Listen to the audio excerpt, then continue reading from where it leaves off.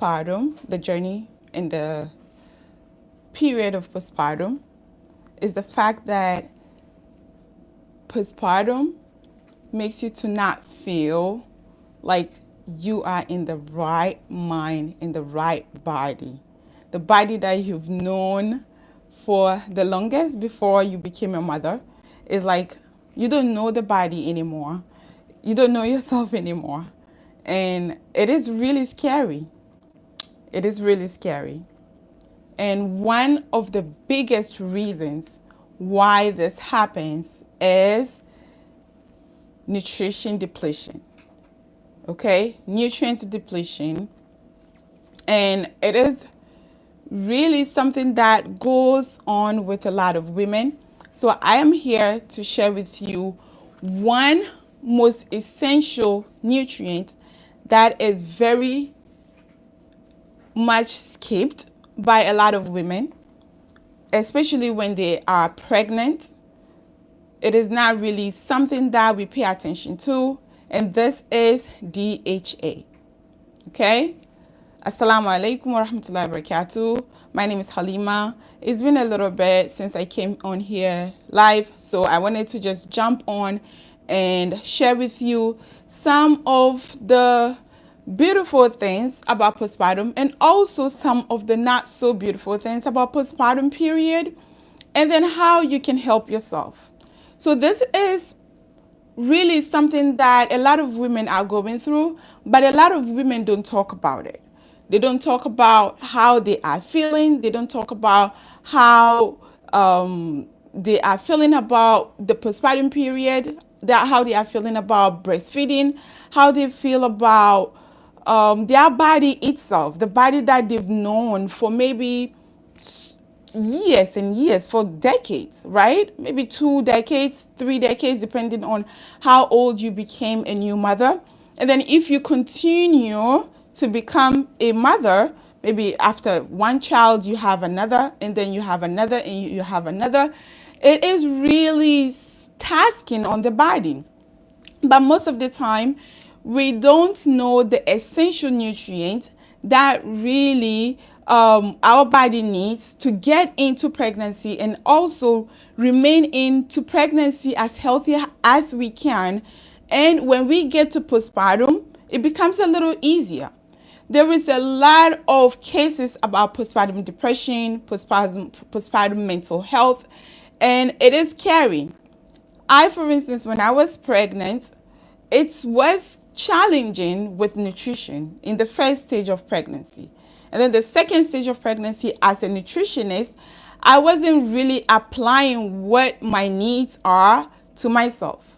And then when I got to postpartum, it was challenging because I found myself alone with my husband and 2 little kids, two little babies, okay? The same age, the same gender, the same everything. So it was challenging because I had twins.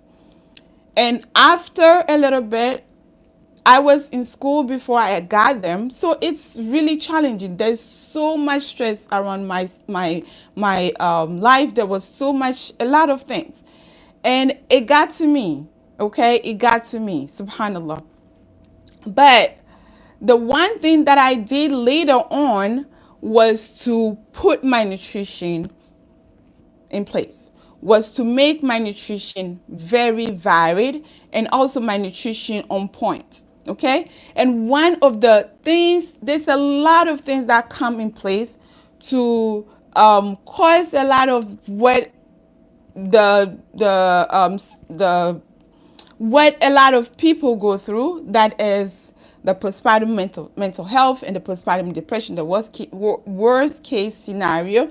Okay, so it is very, very important that when you get into pregnancy, you understand the nutrients that you need.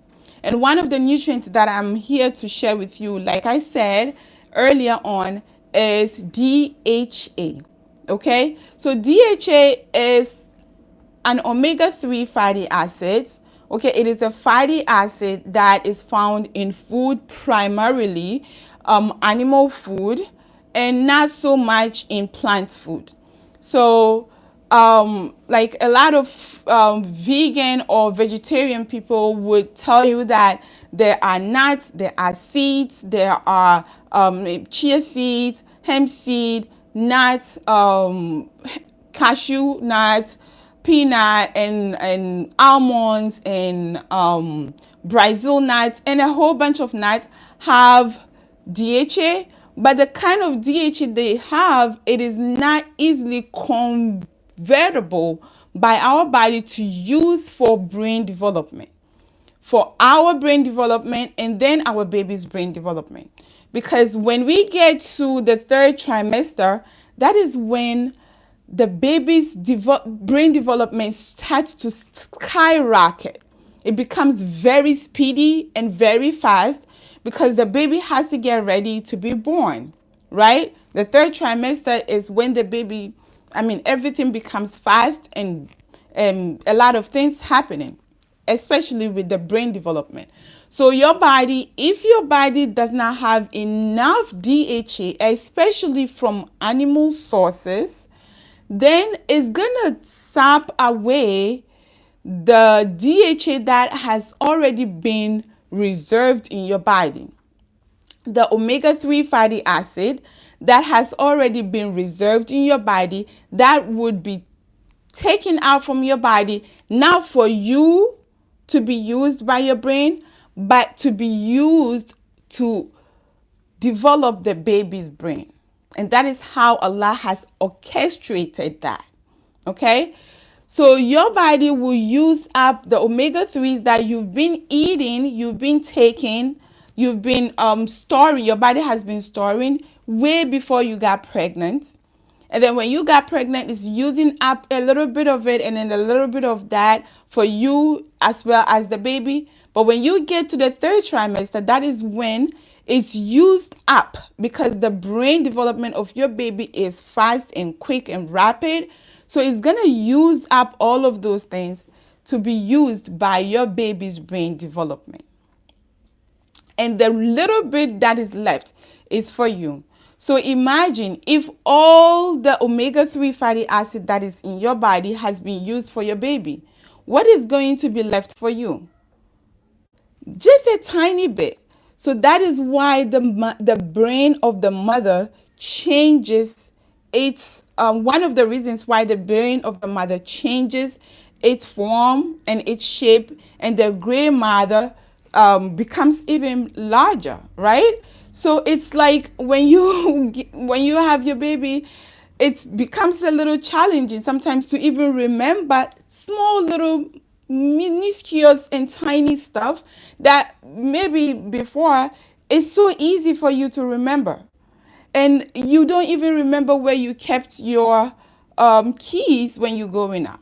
You don't even remember where you left your maybe your spoon. Right now that you use a spoon in the kitchen to mix up stuff, you don't even remember how you used it and how you mixed up stuff. It's like things just go away so quick from your mind, and it's hard for you to remember so many little stuff.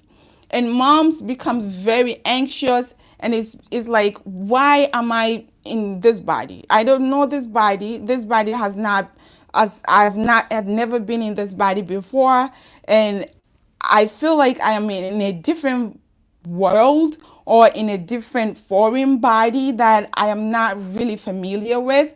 And that is the reason.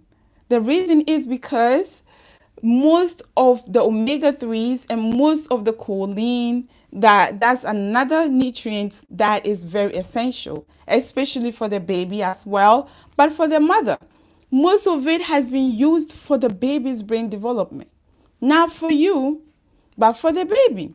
And the same thing happens when the baby comes out. So when the baby comes out and you decide to breastfeed, that is when a lot of things also happen.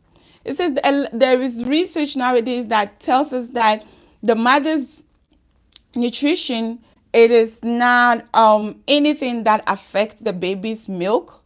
But there's also a lot of research and a lot of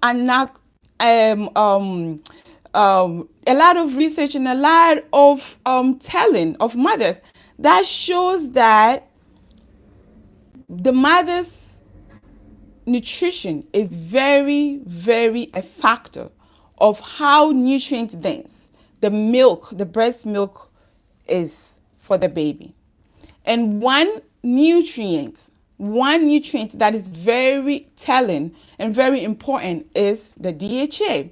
So DHA, if the mother is not eating enough DHA in her food, there's no varied enough DHA, omega-3 fatty acids, then your breast milk will be lacking of DHA. But coming back to the brain development of your baby needs his brain or her brain development to continue developing even after birth. So the brain will continue to develop 6 months, 8 months, 1 year, and up to like maybe 3 years. So your reserve will be transferred to the baby. So if you eat enough and you nourish yourself with the essential nutrients, not the nutrients that your body can make, maybe when you eat certain food, your body can use up the nutrient to convert it to become another nutrient to be used in place of what is actually needed. But these essential nutrients, when we say essential, means you must get it. It's a must. You must get it from food and your body needs it. There's no two ways about it. You cannot just say you will replace it, because there are two types of DHA. There's the DHA and the ALA. So ALA is what we get from plant sources. That's plant foods. That's the nuts and the seeds and the other stuff. The nuts and the seeds. That's what we get from the animals, the plant sources. Okay, so that's what we get. But if we eat a lot of the plant source of omega-3 fatty acids, then we are eating a lot of ALA. And ALA is not convertible. It's not bioavailable. It is not easily converted to DHA that our brain actually uses up directly. Because the brain will not be able to figure it out as in, this is ALA, so I can convert it to become a DHA, and then the DHA will be used up to support the baby's brain and your brain. DHA is what the brain requires. So if you are not eating enough of it, then there is a problem. A lot of women go through that. And I have gone through that a little bit. Yes, a lot of women go through that because it is not enough. What they have reserved for a long time before they got pregnant has been used up in the first trimester and the second trimester. And then in the third trimester, if you even continue to eat, it has been used up for the baby, like I said earlier. So you need to pay attention to that. Eating a whole bunch of plant food is very, very important, like the vegetables, like colors, but you also have to add enough enough animal sources in your food, especially the seafoods. So what are the seafoods that you can add? Those are, I have an acronym for it, and it is the SMASH. Even though there is a lot of animal foods that you can add, and then especially the seafoods that you can add, but this is as easy as it can be. It's called SMASH, and it's SMASH. So the first S is the salmon. You have to make sure you add a lot of salmon in your food. Make sure that it's wild caught. Even if it is not wild caught, it's still DHA in it. Even though it is not going to be enough, it's not going to be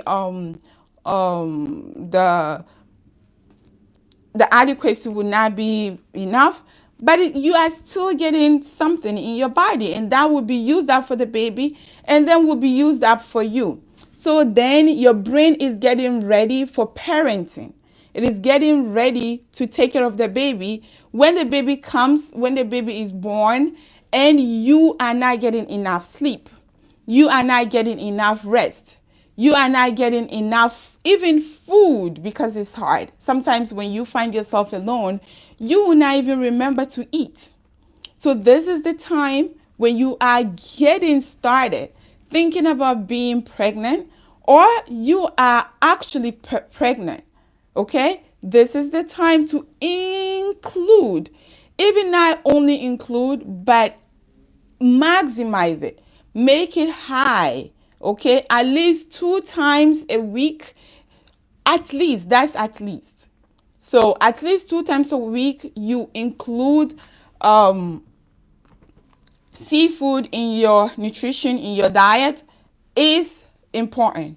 So the S is salmon and the M is mackerel. Mackerel is such a beautiful, economic, cheap seafood that it's tasty. It's very, very tasty when you make it with stew, and when you bake it in the oven and you eat it with bread. You make a toast or tuna, mackerel salad with it. It's very beautifully tasting. You make that even with salmon. Salmon is very, very delicious, except that it's expensive. Mackerel is not too much expensive, so that can be accessible to a lot of people. So you make sure you add mackerel. When you make mackerel, if you've made mackerel before, you know that mackerel has a lot of oil, and that oil is where the goodness is. The oil is where a lot of the healthy fat is, right?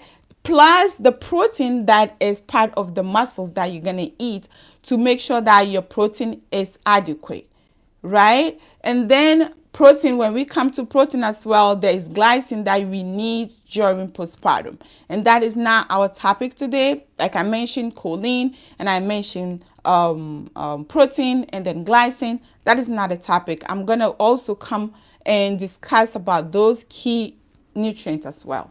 So the M is mackerel, and the A is anchovies. Anchovies are great. I don't know if that is accessible to a lot of people, but when you get access to it and it is baked or is fried or it is cooked, go for it. It is very delicious. It is tasty. It has a lot of omega-3 fatty acids that your brain needs. The brain does not need to be deprived from all of those good stuff from these kind of food. So make sure you maximize your nutrition in this area. And then when we get to the S, the other S is maybe shrimp. Okay, you add shrimp in your food. Shrimp is delicious. There's no two ways about it. And then the H is herrings. Okay, so herrings is also a staple for a lot of people. When I was growing up, herrings was one of the fish that a lot of people use in making like soup that doesn't have a lot of meat or doesn't have a lot of ingredients in it, and it maximizes the flavor. Okay, it makes the flavor so delicious. So dried herrings is primarily used in some part of Ghana that I grew up in, and the herrings are smoked and they are dried, and we grind it into powder and we put it in a lot of soup, and the soup tastes amazing. Even though there's not enough meat or there's not enough fish in it, it still tastes good that you can eat and lick your fingers, right? So herrings are amazing, beautifully tasting, and they amplify the flavor as well as the boost of omega-3 fatty acid that is not only for the baby, and that would also be sapped out from your body if you don't have enough. There's no two ways about it. Your body will take it away for the baby. And then it's what you get, enough will be reserved for you. So how much do you think is going to be reserved for you if you don't eat enough? Even if you eat enough, you still need that postpartum for your breast milk, because your breast milk has to have enough of DHA to support the baby's brain development. Okay, so baby's brain development, we all aspire to have smart babies. Not only smart babies, but babies without any problem with neurological things that's going on nowadays, right? So we aspire to have that. So in as much as possible, I'm not saying that when you eat variedly or you eat on point and everything, nothing is going to happen. Allah knows how He creates. We cannot tell Allah to create what we want, right? He creates the way He wants it. But we have to tie our camel, okay? We have to tie our camel and make sure that we do our best to get everything else on point and leave the rest to Allah. Leave the rest to the Creator, the fashioner, right? For Him to do his what He alone knows how to do best, right? So this is just a little bit of something that I wanted to share about DHA. So DHA can be to recap it a little bit, DHA is very essential. And when we say essential, essential means it is not made by your body by converting other food sources or other nutrients. It has to have the right nutrients. The actual is very, very specific. The actual nutrient that the body needs to make that ingredient or to make that nutrient. So DHA is one of it. It is essential. We have to eat certain food to get that. And DHA is an omega-3 fatty acid. So we have omega-3 fatty acid, and we have omega-6, and we have omega-9. That I did not mention. Omega-6 are found in nuts and seeds. Okay, nuts like nuts like cashew, like almond, like walnut, a whole bunch of it. Brazil nut, peanut, and all of that. And then omega-9 is found in the oils, the factory produced oils, like the corn oil, the vegetable oil, and other food sources, and also the hyper processed foods like the chips and all of those other packaged foods that we have in the market. So those are very high in omega-9, and that is what we don't want at all. Even though we want just a teeny tiny bit of it, our body can utilize it, but that is something that we have to avoid as much as we can. Okay, and the omega-6 should be around maybe 1. If we are comparing omega-3 fatty acid to omega-6 fatty acid, how much we should be eating and how much we should be consuming, it should be 9:1. That is the omega-3s, that is the DHA that the brain loving fatty acid is the omega-3, and that should be the 9 in ratio. And then the omega-6, that is what we get from animals, plant sources, and that is the 1. So you see the variation is 9:1. 9:1, that's huge, right? Okay, that is a lot. That is huge, and that is how much our body should be getting when we are planning to get pregnant, whilst we are pregnant, in our 3rd trimester, and then after pregnancy. Because after pregnancy, when you decide to breastfeed, it's going to go away through the baby's milk. And your body will be left with a little bit. And that's when all the forgetfulness, all the moodiness, all the anxiety, all the like, I don't feel like myself anymore starts to creep in. And that is something that we have control over, and we should take the control from now, right now that you are thinking about it, right now that you are watching me, right now that you have this information. Okay, so that is omega-3 and then omega-6 for you. Even though sometimes the animal sources,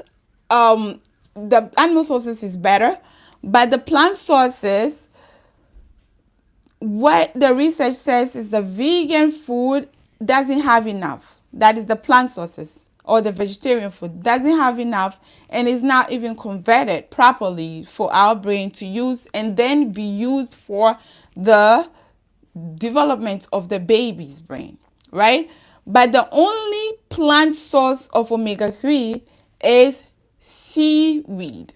So seaweed, you get that, that's the algae, okay? That's the algae, that's the algae is found in oceans and in seas. So that is the only plant source of DHA, and it actually has DHA, some kind of DHA in it. And remember, when I was mentioning some of the foods that have the highest amount of DHA, I mentioned all seafood, right? I mentioned the salmon, I mentioned the mackerel, I mentioned the anchovies, I mentioned the shrimps and the mussels. I also mentioned the herrings. So those are the foods. And then the seaweed, or the algae, not the seaweed. The algae is actually contained, or is gotten in the sea. And that is high in omega-3 fatty acid. That's the only plant source that has omega-3, the only plant food that has actual real DHA in it. So there you have it. If you have any question whilst I close. Yeah, I'm actually from Ghana originally. And yeah, I'm actually from Ghana originally. You can let me know as well where you are watching me and where you are from, so we can connect better, inshallah. Anaya. All right, and thank you for joining me. So you have any question, you can let me know in the comment section below, like you have typed, and then I will be able to answer the question. Otherwise, if you have not subscribed yet, please don't forget to subscribe to my channel and help the channel grow, and help the channel information get to the people who are truly interested in this kind of topics. Okay, and also don't forget to like this video, as liking also helps to boost the video and the channel as well. So please share it. If this is not an information that you need in your life right now, don't forget to save it, and also share it to other mamas who you think need the information at this moment, or might need it later on in their journey of preconception, pregnancy, and postpartum, and then also breastfeeding. So I am a perinatal nutritionist. I'm also a doula. I am also a lactation counselor. So if you are seeking any information in this area, in these topics, please don't forget to check other videos that I have already created, and I have shared a whole bunch of information in those videos that might be of help or support to you, inshallah. So if you don't have any question, I'm just going to wait for about 30 seconds to a minute, and then I will call it a day, inshallah.